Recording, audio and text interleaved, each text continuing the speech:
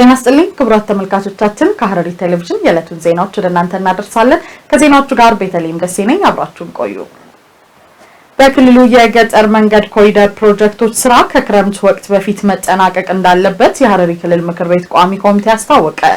የቋሚ ኮሚቴ አባላቱ የክልሉን ትራንስፖርትና መንገድ ልማት ቢሮ የመንገድ ፕሮጀክቶችን ጎብኝተዋል። ዘገባው የሙሄዲን ሙክታር ነው። ተጨማሪውን ሲሳይ ዘሪሁን ያቀርበዋል። የሐረሪ ክልል ምክር ቤት ቋሚ ኮሚቴ የክልሉን ትራንስፖርትና መንገድ ልማት ቢሮ የመንገድ ፕሮጀክቶችን አፈጻጸም ተመላክተዋል። የቢሮው ምክትል ኃላፊ ኢንጂነር ፈቲ ቶፊቅ ለቋሚ ኮሚቴ ሰብሳቢዎችና አባላት ገለጻ ያደረጉም ሲሆን በክልሉ ውስጥ የመንገድ ትስስርና ተደራሽነትን ለማረጋገጥ ጥረት እየተደረገ መሆኑን አንስተዋል።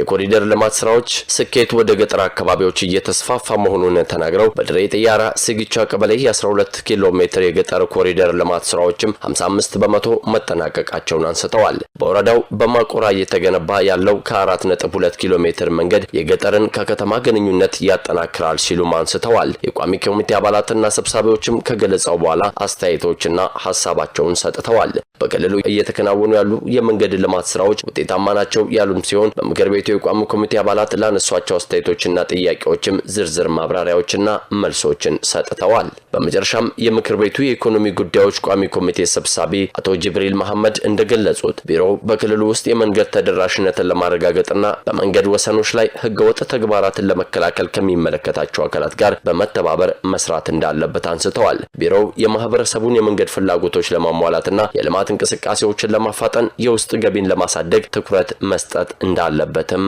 አንስተዋል። በክልሉ የመጠጥ ውሃ አቅርቦት ችግርን ለመፍታት የሚደረጉ ጥረቶች ተጠናክረው መቀጠል እንዳለባቸው የክልሉ ምክር ቤት ቋሚ ኮሚቴ ገለጹ። የሐረሪ ክልል ምክር ቤት ቋሚ ኮሚቴ አባላት የክልሉን ውሃና ፍሳሽ ባለስልጣን ምልከታ አካሂደዋል። ዘገባው የሙሄዲን ሙክታር ነው። አያንቱ አህመድ ተጨማሪውን ታቀርበዋለች።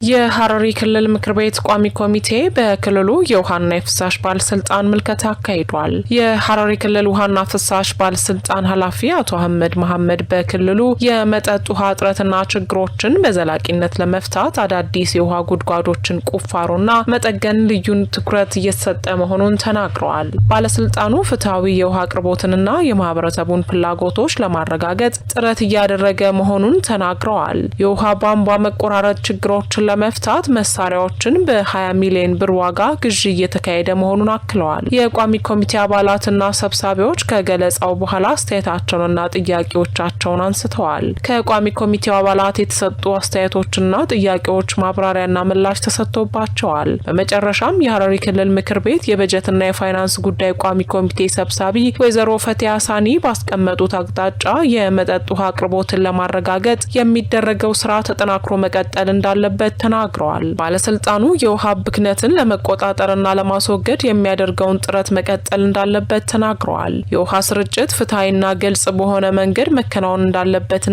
ባለስልጣኑ በክልሉ ያለውን የመጠጥ ውሃ ችግር በዘላቂነት ለመፍታት እንዲሰራ አቅጣጫ ሰጥተዋል። ተማሪዎችን ውጤታማ ለማድረግ ከመንግስት ባሻገር የወላጆች ሚና ከፍተኛ መሆኑ ተገለጸ። የአቦከር ሁለተኛ ደረጃ ትምህርት ቤት የወላጅ ተማሪዎችና መምህራን ህብረት ወተመህ ከ100 ሺህ ብር በላይ የሚያወጡ አጋዥ መጽሐፍትን ድጋፍ አደረጉ።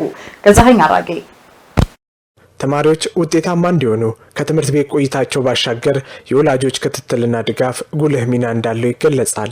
የአቦከር ሁለተኛ ደረጃ ትምህርት ቤት የወላጅ ተማሪዎችና መምህራን ህብረት ወተመ ሰብሳቢ እንዲሁም ተወካይ አቶ መሐመድ አብዱላሲና ሐሰን ዑመር እንደገለጹት መንግስት የትምህርት ጥራትና የተማሪዎች ውጤትን ለማረጋገጥ በሚሰራቸው ዘርፈ ብዙ ስራዎች ወላጆች በባለቤትነት ከጎኑ ሊቆሙ እንደሚገባ ጠቁመዋል። በዚህ የአቦከር ሁለተኛ ደረጃ ትምህርት ቤት የወላጆች ተማሪዎችና መምህራን ህብረት ወተመ ከወላጆች ከሚመለከታቸው አካላትና ከህብረተሰቡ ከ100 ሺህ ብር በላይ የሚያወጡ አጋዥ መጽሐፍትን ለትምህርት ቤቱ ማስረከባቸውን ጠቁመዋል። አጋዥ መጽሐፍቱ ከ9 እስከ 12ኛ ክፍል ላሉ መሆኑን ጠቁመው በብዛት ደግሞ እንደ ሀገር ያስመዘገብነውን 12ኛ ክፍል ውጤት ለማጠናከርና ለማሻሻል እንዲያግዝ ታሳቢ የተደረጉ መሆናቸውን አብራርተዋል። 12ኛ ክፍል ተማሪዎችን 11ኛና 12ኞችን ለማብቃት ምንድነው የተነሳነው? ንቅናቄ ብናደርግ ማንን? ወላጅ እያንዳንዱ እንዲያዋጣ ተደርጎ ይሄ 100 ሺህ በመጀመሪያው ዙር 100 ሺህ ብር የሚገመት ወደ 205 የሚገመቱ መጽሐፎችን ገዝተን ለመጀመሪያ ጊዜ ያስረከብን። ሁለተኛው ዙር ምዕራፍም ይኖረናል። እንዲሁም ይሄ ብቻ አይደለም። ከእያንዳንዱ ማህበረሰብ ለዚህ ትምህርት ቤት ምንም አይነት መጽሐፍ ግባት እጥረት የሚባል ነገር ማየትም የለብንም በሚል የትምህርት ወተምህ ከትምህርት ቤቱ አስተዳደርና ከመምህራን ጋር ተነጋግረን ይህን ነገር ለመቅረፍ የተደረገ የመጀመሪያው ምዕራፍ ነው ማለት ይቻላል። ይሄ ለምን አሳታፊነት ነው። ወላጅ ካልተሳተፈበት ውጤት አይመጣም። ወላጅ የሚሳተፈው በሶስት አይነት ነው። አንደኛ በገንዘቡ ነው፣ ሁለተኛ በእውቀቱ ነው፣ ሶስተኛ በጉልበቱ ነው። እንደገና ደግሞ ሙያ ችሎታም ካለው በዚህ መሰረት ወላጅን ማሳተፉ ግድ ሆነዋል ማለት ነው። መንግስት አጥቶ አይደለም፣ ነገር ግን አሳታፊነት ወላጅ ባለቤት መሆኑ ለትምህርት ጥራት፣ ለትምህርት ውጤት፣ ለትምህርት ቤቱ ውጤታማነት የኔ ድርሻ አለበት የኔ አስተዋጽኦ እዚህ ውስጥ ምን አለበት ብሎ ራሱ እንዲወስድ አደረግን ማለት ነው። ከዛ ውስጥ አንዱ ይሄ ነው ማለት ነው። የአቦከር ሁለተኛ ደረጃ ትምህርት ቤት ርዕሰ መምህር አቶ ዘሪሁን ከበደ በበኩላቸው መንግስት የትምህርት ጥራትን ለማረጋገጥና የተማሪዎችን ውጤት ለማሻሻል ዘርፈ ብዙ ስራዎችን ማከናወኑን ጠቁመው በተለይም የመጽሐፍትና የመምህራንን እጥረት ለመቅረፍ እንዲሁም የክፍልን ጥበትን ለማስቀረት ሰፊ ስራ መሰራታቸውን ገልጸዋል። በተጨማሪም ወላጆች የልጆቻቸውን ውጤት በቅርበት እንዲከታተሉና ድጋፍ እንዲያደርጉ በቅንጅት እየተሰራ መሆኑን ጠቁመው የዛሬው የወተመ ድጋፍ ይህንን የሚያመላክት መሆኑን አስገንዝበዋል። እስከ 100 ሺህ ብር በላይ የወጣበት መጽሐፍ ነው። ምንድነው 50 ሎሚ እንደሚባለው ነው። 50 ሎሚ ለአንድ ሰው እንደሚባለው ወመሆች ምን አደረጉ? መንግስትን መደገፍ አለብን፣ ትምህርት ቤትን መደገፍ አለብን። ምን ችግር ያያሉ? እኛ ቀራጭ ተማሪ ላይብረሪ ገብቶ ሲያዩ መጽሐፍ ግብአት ለተማሪ ውጤት ዋና ነው። ከዛ አንፃር ህዝብን ተማሪ ወላጅን አስተባብረው ብር አዋጥተው ይሄ ለመጀመሪያ ዙር በ100 ሺህ ብር መጽሐፍ ወደ 205 መጽሐፍ በየትምህርቱ በአብዛኛው ለ12ኛ ክፍሎች ነው። ቀጥሎ ደግሞ ለ9 ለ10 እንደዛው ከግምት ውስጥ በማስገባት የተገዛ ነው። እንግዲህ ይሄ ለኛ መሳሪያ ነው። አንድ ወታደር ጦር ሜዳ ሲሄድ በጥይትና በዘመናዊ መሳሪያ እንደሚዋጋ ሁሉ መጽሐፍም ለተማሪ መሳሪያ ነው። ተማሪዎች ከመንግስት እንዲሁም ከወላጅ የሚደረግላቸውን ክትትልና ድጋፍ በአግባቡ በመጠቀም ውጤታማ ለመሆን በትኩረት መስራት እንደሚገባቸው መልእክታቸውን አስተላልፈዋል። አዲሱ መናኸሪያ ለአማሬሳ አካባቢ መነቃቃትን ይዞ መምጣቱን የአካባቢው ነዋሪዎች ገለጹ። የአካባቢው መነቃቃት የበለጠ ውጤታማ እንዲሆን መንግስት የጀመረውን ስራ አጠናክሮ እንዲቀጥልና ተጨማሪ መሰረተ ልማቶች እንዲሟሉም ጠይቀዋል። ሲሳይ ዘሪሁን ተጨማሪ ዘገባ አለው።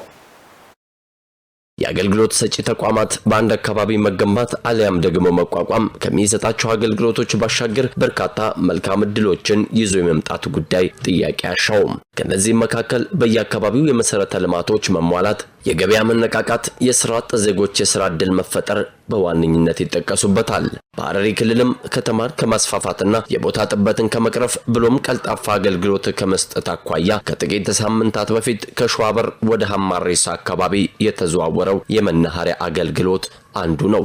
መናኸሪያው በአካባቢው መቋቋሙ የንግድ እንቅስቃሴዎች እንዲስፋፉ ለአካባቢው መነቃቃትን እንዲፈጥር አስችሏል ይላሉ ጣቢያችን ያነጋገራቸው የአካባቢው ነዋሪዎች። ይዞት የመጣው እንግዲህ የስራ መነቃቃት በተለይ ደግሞ በአሁኑ ሰዓት የክልላችን ፕሬዝዳንት በጥሩ አይነት መነጽር ነው ያዩን ማለት ነው። ይሄንን አሁን ይሄ ነገር ባይደረግ ኖሮ በፊት የነበረው ሁኔታ አስደሳች አልነበረም ነበር። አሁን ግን እኛ በእውነት ይሄ መናኸሪያ እዚህ በመምጣቱ እኛ ብቻ አይደለም ብዙ ሰዎችም ኢንከሬጅ ሆነዋል። ያ ሌላ ጊዜ አማሬሳ በብዛት አትታወቅም ነበር። ወጣቶችም አሁን እኛ ከተማ ለመሄድ ቡና እንኳን ፈልገን አለ ቡና በርግጥ ግን ቡና እንኳን ፈልገው ከተማ የሚሄዱ አሉ። ትራንስፖርት ለመሳፈር ከተማ ነው የምንሄደው። ያንን ቀለል አድርጎልናል ብዬ አስባለሁ። ቀደም ሲል ይላሉ የሐማሬሳ አካባቢ የተቀዛቀዘ ንግድ እንቅስቃሴ እንደነበረና አሁን ላይ ግን የመናኸሪያው በዚህ መጀመርን ተከትሎ ገበያቸው እየደራ መምጣቱን በአካባቢው በተለያዩ የንግድ ስራ የተሰማሩ ነጋዴዎች ሐሳባቸውን አጋርተውናል። መናኸሪያው ወደዚህ በመምጣቱ እቺን የመሰለች ነገር ከፍቼ እያሟሟኩ ነው። በዚህ መሃል ደግሞ መንግስት ቢረዳይ ደግሞ ሌሎቹንም አብሬ ከጎና አድርጌ መስራት እፈልጋለሁ። ያው ግን ስንመጣ አካባቢው ላይ ደግሞ ብዙ የገበያ መነቃቃት የለም። አብዛኛው መኖሪያ ቤት ነው። መናኸሪያ በመምጣቱ ብዙ ሰው ይጠቀማል። እዚህ የሰው አሁን እንግዲህ ገና አዲስ ነው፣ ሳምንት ምናምን አልፏል። እየለመደ ይሄዳል ገበያው። በጣም ብዙ ስራ አጥ ወጣቶች አለን በሰፈሩና በትንሹም ቢሆን የስራ እድል ተፈጥሮልናል። በህዝብ ትራንስፖርት አገልግሎት ማስተባበር ስራ ወይም የካሪ ስራ ላይ ተሰማሩት ወጣት መርዋንና ጓደኞቹም የዚህ መልካም አጋጣሚ ተጠቃሚ ከሆኑ የአካባቢው ወጣቶች ይገኙበታል። ቀደም ሲል ይላሉ ስራ አጥ እንደነበሩና ስራ ፍለጋም ርቀው እንደሚሄዱ ገልጸው አሁን ላይ ግን የዚህ መናኸሪያ ወደዚህ አካባቢ መምጣትን ተከትሎ ስራ ማግኘታቸውና ኢኮኖሚያዊ ተጠቃሚነታቸው እንደጨመረ ወጣቶቹ አክለው ገልጸዋል። እዚሁ ተወላጅ እዚሁ እድገቴም እዚሁ ነው። አዲሱ መናኸሪያ ለማሬሳና ለአካባቢ ነዋሪዎች በጣም የመነቃቃትና የስራ እድል ይዞ ነው የመጣው። እንግዲህ በተለይ ለወጣቶቻችን በጣም የስራ እድል እዚህ ላይ የፈጠረላቸው ነው። በተለይ ማለት ነው እዚህ ላይ ካሪ ላይ የሚሰሩ ልጆቻችን አሉ። ካሪ ላይ የሚሰሩትም የስራ እድል ያገኙ ናቸው። እዚህ መናኸሪያው ከመጣ ጀምሮ የአካባቢ ወጣት ስራ የሌለውን በአንድ ላይ በማድረግ በማደራጀት የካሪ እንዲሰራ ሌላውም ጫኝና ወራጅ እንዲሰራ የስራ እድል ፈጥሮልናል። ለአካባቢውም ደግሞ አንዳንድ የገበያ ቡናም ስራ የሌላቸው ቡና እየሸጡ ምግብም እየሸጡ የራሳቸውን እንትን እንዲሉ ያው መናኸሪያው እድል ፈጥሮልናል እዚህ አካባቢ በመምጣቱ። ከስራቸው ባሻገር የአካባቢውን ሰላምና የተሳፋሪዎችን ደህንነት የመጠበቅ ስራዎችንም እየሰሩ እንደሚገኝ አንስተዋል። እኛ አስተዋጽኦ እዚህ ላይ ህዝብ በትራንስፖርትም እንዳይንገላታ ክትትል እያደረግን ማለት ነው። በተለይ ደግሞ ህዝቡ እዚህ ላይ ተጠቃሚ ሆኖ ያለምንም እንግልትና ያለምንም ልፋት በሰላም ወጥቶ በሰላም እንዲገባ ማለት ነው ትብብር እያደረግን ከህዝቡ ጋር ሆነን በጣም እዚህ ላይ እየሰራን ነው ማለት ነው። በዚህ ላይ የካሪ ውስጥም ይሄን የሚቆጣጠር ራሱን የቻለ አካል አደራጅተን የተወሰኑትን በየሽፍት በየ3 ቀኑ ነው እየተቀያየር የምንሰራው። ማህበረሰቡ እንዳይጉላላ ቶሎ አገልግሎቱን እንዲያገኝ እንደገና በዚህ ውስጥ ደግሞ ሌቦ ምንም እንዳይጨናነቁ ሌባም እንዳይኖር የተለያዩ ረብሻም እንዳይኖር የሚቆጣጠሩትን በአስመድበን እየተሰራ ነው ያለው። በመጨረሻም የአካባቢው መነቃቃት የበለጠ ውጤታማ እንዲሆን መንግስትም የጀመረውን ስራ አጠናክሮ እንዲቀጥልና ተጨማሪ መሰረተ ልማቶች እንዲሟሉም ጠይቀዋል።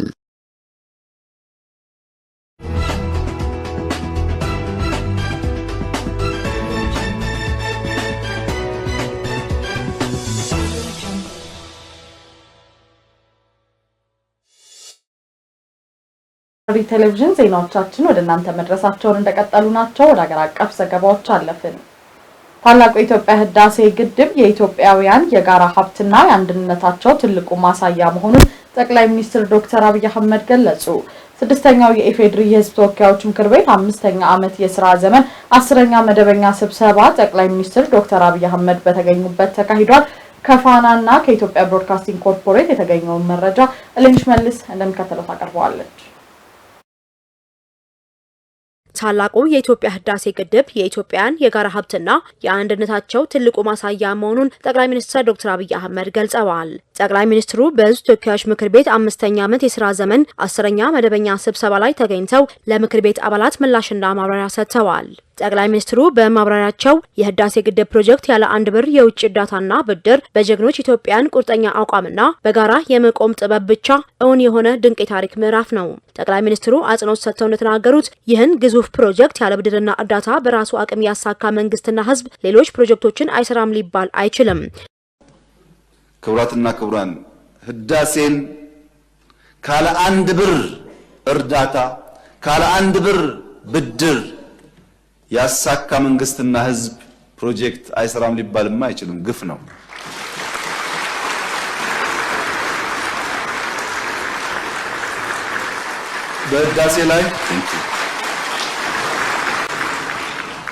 በህዳሴ ላይ አንድም ብር እርዳታ አንድም ብር ብድር ኢትዮጵያ አልወሰደችም። በጀግኖች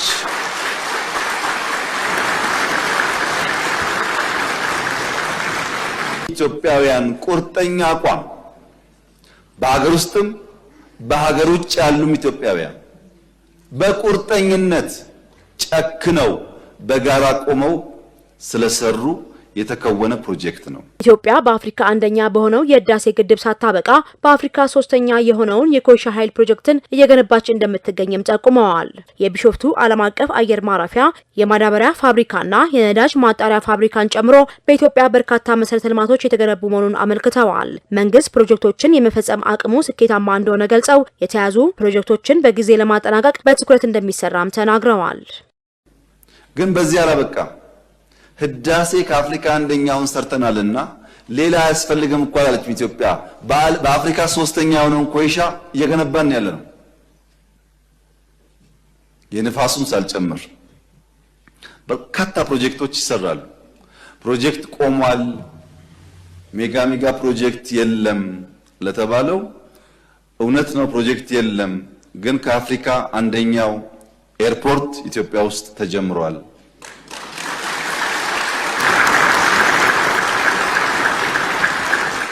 እንደዚህ ያለ ፕሮጀክት ኢትዮጵያ አስባም ሰርታም አታውቅም። እውነት ነው ፕሮጀክት ቀንሷል፣ ግን የማዳበሪያ ፋብሪካ ኢትዮጵያ ውስጥ ተጀምሯል።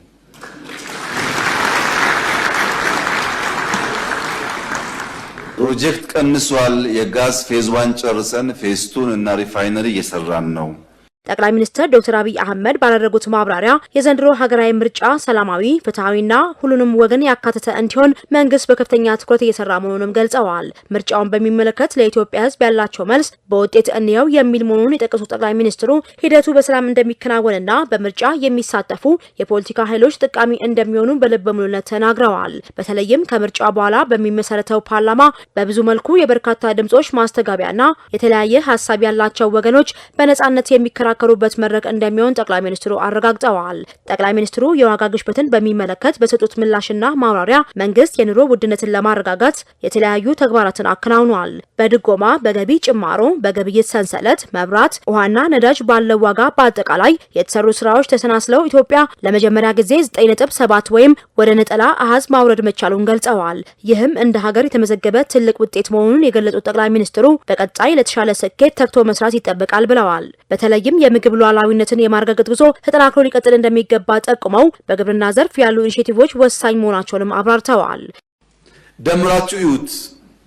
በድጎማ፣ በገቢ ጭማሮ፣ በግብይት ሰንሰለት ዘመንን ጨምሮ መብራት፣ ነዳጅ፣ ውሃ ባለው ዋጋ አጠቃላይ የተሰራው ስራ ተሰናስሎ ኢትዮጵያ ለመጀመሪያ ጊዜ ስንት ዓመት አልቻልንም ስላችሁ ከርሜ ዘንድሮ 9.7% ወይም ሲንግል ዲጂት ገብቷል ኢንፍሌሽን። ይሄ ትልቅ አቺቭመንት ነው፣ ትልቅ ድል ነው። ማንቋሸሽ ሳይሆን የቀረው መጨመር ነው ያለብን፣ በብዙ ልፋት በብዙ ስራ የመጣ ውጤት ስለሆነ። አንዳንዶች አፍሪካ ላይ ከ10 በታች ኢንፍሌሽን አክሰፕተብል ነው፣ ያ ከሌለ ኢንቨስትመንት አይመጣም፣ እድገት አይኖርም ይላሉ። ያው እንደምታውቁት ብዙ ፋክተር ስላለ ያም ሆኖ አሁንም መቀነስ ያስፈልጋል። ያለ ማድረግ በዋና ዋና ኤሪያስ ላይ ዜጎቻችን የሚሰቃዩባቸው ኤሪያዎች ላይ ለይተን በረጅም ጊዜ እየሰራ እንገኛለን። አንደኛ ምግብ ማምረት፣ ምግብ በበቂ ማሰራጨት። አዲስ አበባ ውስጥ አሁን ከኮሪደር ጋር ተያይዞ የሚገነቡ ፉድ ኮርቶች በመቶ ይቆጠራሉ። ይሁነን ብለን ምግብ ብሔራዊ ጥቅም ላይ አሁን ያለው ሁኔታ በጣም መሻሻሉን የገለጹት ጠቅላይ ሚኒስትሩ በተለያዩ አካባቢዎች የሚንቀሳቀሱ ኃይሎች ከኢትዮጵያ ብሔራዊ ጥቅም የተቃረነ እንቅስቃሴን በመቃወም ወደ ሰላም እየመጡ ነው ብለዋል። በጫካ ሆነው ከመንግስት ጋር ትብብር እያደረጉ የሚገኙት ቁጥራቸው ቀላል የሚባል አይደለም ሲሉም አክለዋል። ብሔራዊ ጥቅም ላይ አሁን ያለው ሁኔታ በጣም ተሻሽሏል። በጣም ለምሳሌ በጫካ ያሉ አንዳንድ ግለሰቦች ብልጽግና ጋር ሲታገሉ ቆይተው የትግሉ አቅጣጫ መልክ ስቶ ባዳና ባንዳ መቀናጀቱን ሲያዩ እኛማ ጉዳያችን እንደዛ አለን ብለው የተመለሱ አሉ። እዛ ሆነው ምን አይነት ጥይት ቤት በኩል ምን አይነት ሬዲዮ የገባ እንዳለ መረጃ ይሰጡናል። ለአሁን ሲታይ ጠላት ናቸው፣ ግን በኢትዮጵያ ጉዳይ ላይ በኢትዮጵያ ጥቅም ላይ የመጣ ሲመስላቸው ደግሞ አእምሯቸው ተቀይሮ ልብ ገዝተው ለመከላከያ መረጃ የሚሰጡ ደግሞ ሰዎች አሉ። ለውጥ አለ ማለት ነው። የሚደንቀው ነገር በኢትዮጵያ ጉዳይ ላይ የማይደራደረው በአማራ አካባቢ በኦሮሚያ አካባቢ ያለው ብቻ አይደለም። በትግራይ አካባቢ ያለውም ወታደር ለትግራይ ጥቅም ነው እንጂ ነው የሚሞተው ኢትዮጵያ መጉዳትም አልፈልግም ብሎ የሚቆመው ኃይል ቀላል ቁጥሩ ቀላል አይደለም። ይሄ በብሔራዊ ጥቅም ላይ ያለ አንደርስታንዲንግ እና መግባባት እየተሻለ እንደመጣ ያመለክታል። ኢትዮጵያውያን ለዘመናት ጦርነትን ሰርተዋል። የአሁኑ ትውልድ ደግሞ በውይይት ሀገርን መስራት መገንባት አለበት ሲሉ ጠቅላይ ሚኒስትር ዶክተር አብይ አህመድ አሳስበዋል። ጠቅላይ ሚኒስትሩ አካታች ሀገራዊ ምክክርን በሚመለከት በሰጡት ማብራሪያ ሀገራዊ ምክክር ኮሚሽኑ አጀንዳዎችን መለየቱንና የተሻለ ስራም ሲያከናውን መቆየቱን ጠቁመዋል።